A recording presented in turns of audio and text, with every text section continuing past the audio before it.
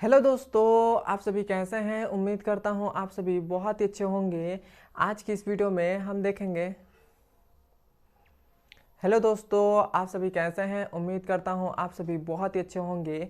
ये जो आज का वीडियो है वो क्लास 10th के सभी स्टूडेंट के लिए ये वीडियो बहुत ही ज़्यादा इम्पोर्टेंट है, क्योंकि इस वीडियो में हम देखेंगे एक वेरी वेरी इंपॉर्टेंट क्वेश्चन जो हमारे 2024 के बोर्ड एग्जाम में आने का बहुत ही ज़्यादा चांसेस है। तो अभी तक ने आप इस सवाल को हल नहीं किया है तो पहले हल कर लीजिएगा, उसके बाद ही आप जाइएगा बोर्ड एग्जाम में एग्जाम देने, क्योंकि ये जो हमारा सवाल है वो आपके बोर्ड एग्जाम में 6 नंबर को देखने को मिलेंगे। ये 6 नंबर में आपके बोर्ड एग्जाम में आएंगे ही आएंगे। तो आइए अब हम इस प्रश्न को शुरू करते हैं बिना देर किए। यह सवाल हमसे कह रहा है, लकड़ी का एक ठोस बेलन के प्रत्येक सिरों पर एक अर्धगोला खोदकर निकाला हुआ एक वस्तु बनाई गई है। यदि बेलन की ऊंचाई 10 सेमी और आधार की त्रिज्या 3.5 सेमी है तो इस वस्तु का संपूर्ण पृष्ठीय क्षेत्रफल ज्ञात कीजिए। सबसे पहले तो हम समझेंगे कि इस क्वेश्चन में हमें क्या कह रहा है, उसके बाद हम इस क्वेश्चन को हल करेंगे। तो हमें इसमें कह रहा है कि एक लकड़ी है, एक लकड़ी वो भी ठोस है, वो बेलन का आकार का है। तो हम यहाँ पर एक लकड़ी बना दे रहे हैं ठोस बेलन के आकार का। ये देखिए, ये हमारा एक लकड़ी है, ठोस लकड़ी है।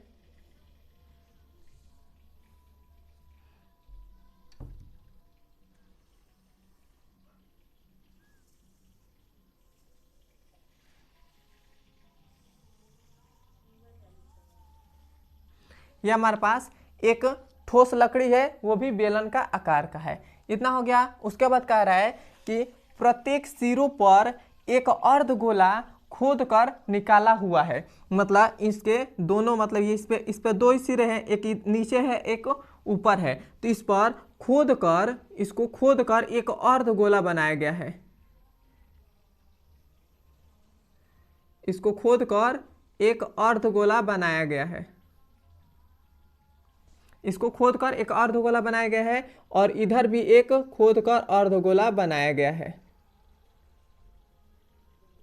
नीचे भी खोदकर एक अर्धगोला बनाया गया है। इतना हो गया। उसके बाद हमसे कह रहा है कि यदि बेलन की ऊंचाई, मतलब यहां से लेकर यहां तक की जो ऊंचाई है वो कितनी है, 10 सेमी है। इतना हमें दे दिया गया है। और हमसे कह रहा है कि जो आधार की त्रिज्या, मतलब ये जो आधार की हमारे पास त्रिज्या है वो कितनी है, वो है 3.5 सेमी। ये हमारे पास इतना दे दिया गया है। तब हमें कह रहा है कि इस वस्तु का संपूर्ण पृष्ठीय क्षेत्रफल ज्ञात कीजिए। तो इस वस्तु का संपूर्ण पृष्ठीय क्षेत्रफल कैसे ज्ञात करेंगे। एक तो देखिए, इसमें एक बेलन दे रहा है, इसका बेलन का एक वक्र पृष्ठ हो जाएगा। उसके बाद इसके ऊपर भी एक, इसके जो सिरे पर इधर भी अर्धगोला है और इसके नीचे भी अर्धगोला है। अर्धगोला है, ऊपर भी अर्धगोला है और नीचे भी अर्धगोला है। तो इधर से हमारे पास ये पूरा दिखाई दे रहा है, तो ये बेलन का वक्र पृष्ठ हो जाएगा। उसके बाद ये जो हमारे पास अर्धगोला है, अर्धगोला भी दिखाई दे रहा है, तो इसका भी अर्धगोले का वक्र पृष्ठ क्षेत्रफल और इधर भी अर्धगोले का वक्र पृष्ठ क्षेत्रफल हो जाएगा। तो इन तीनों को जोड़ेंगे तब हमारे पास इस वस्तु का संपूर्ण पृष्ठीय क्षेत्रफल ज्ञात हो जाएगा। तो हम यहाँ पर आपको लिख रहे हैं, यहाँ से हमारा हल शुरू हो रहा है। यहाँ से हमने फिगर बना दिया आपको समझाने के लिए। अब देखिए यहाँ से हल कर रहे हैं। अब हमें इसमें क्या कहा है, वस्तु का संपूर्ण पृष्ठीय क्षेत्रफल। तो यहाँ से हमारा हो जाएगा वस्तु का संपूर्ण पृष्ठीय क्षेत्रफल।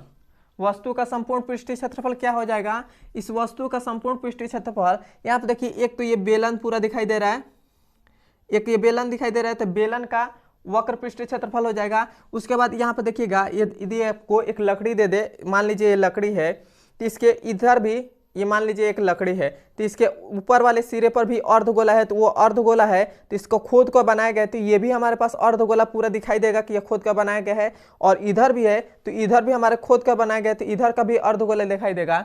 दिखाई दे रहा है। तो ये जो हमारे पास अर्धगोला है तो इसका भी अर्धगोले का वक्र पृष्ठ क्षेत्रफल हो जाएगा और इसका भी अर्धगोले का वक्र पृष्ठ क्षेत्रफल हो जाएगा। और ये जो हमारे पास पूरा ये बेलन दिखाई दे रहा है, ये बेलन यहाँ पर ये दिखाई दे रहा है, तो इसका भी बेलन का वक्र पृष्ठ क्षेत्रफल हो जाएगा।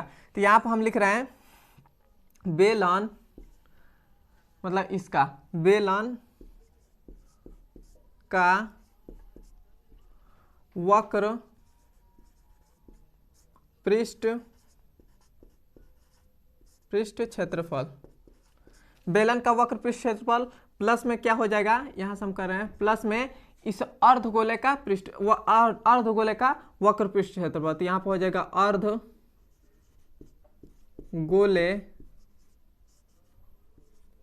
का वक्र पृष्ठ क्षेत्रफल प्लस में फिर से क्या हो जाएगा, इस अर्धगोले का वक्र पृष्ठ क्षेत्रफल। तो यहाँ पर हो जाएगा अर्धगोले का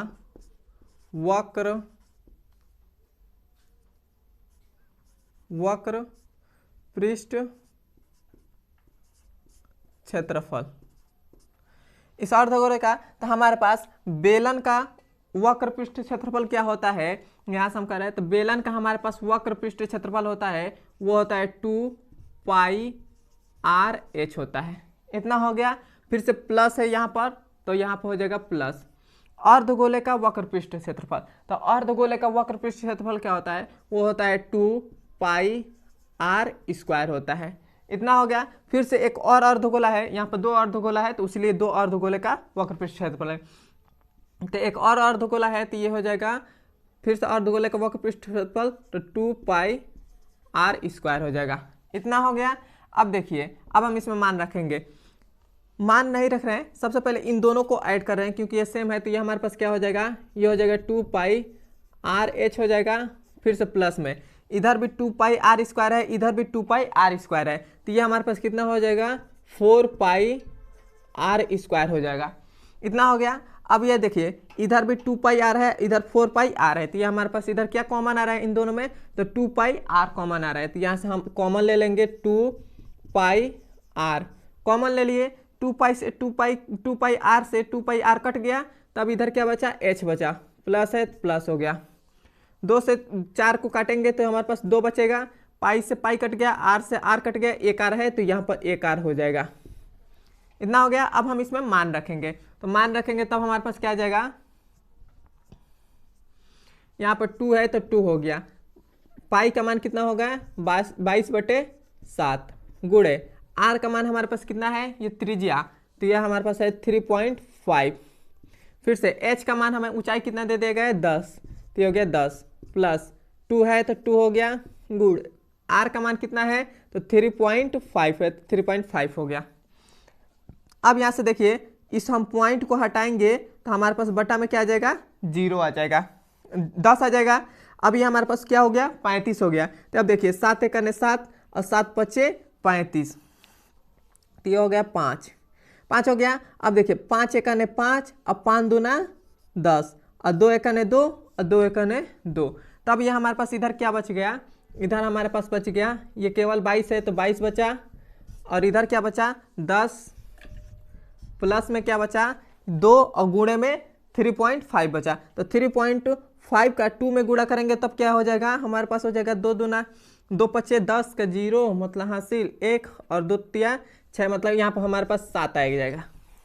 जब 2 का 3.5 में गुणा करेंगे तो हमारे पास 7 आ जाएगा, 7 आ गया। अब देखिए, अब हम इसको करेंगे तो इधर तो हमारे पास 22 है तो ये हो जाएगा 22 गुणे 10 और 7 को जोड़ेंगे तो कितना हो जाएगा 17 हो जाएगा। तब ये हमारे पास कितना हो जाएगा, ये हमारे पास 17 दूना 34 का 4 हासिल 3, 17 दूना 34 और 3 कितना हो जाएगा 34 35 36 37 हो जाएगा, तो ये हो जाएगा 37। तो ये हमारे पास कितना आ गया 374 सेमी स्क्वायर। हमारे पास इस वस्तु का संपूर्ण पृष्ठीय क्षेत्रफल कितना आ गया 374 सेमी स्क्वायर, और यही हमारा आंसर हो जाएगा। यहाँ तक आपको समझ में आया है तो कमेंट में बताइए, और नहीं समझ में आया तो वो भी बताइए, और हमारे चैनल पर नए हैं तो सब्सक्राइब भी कर दीजिएगा।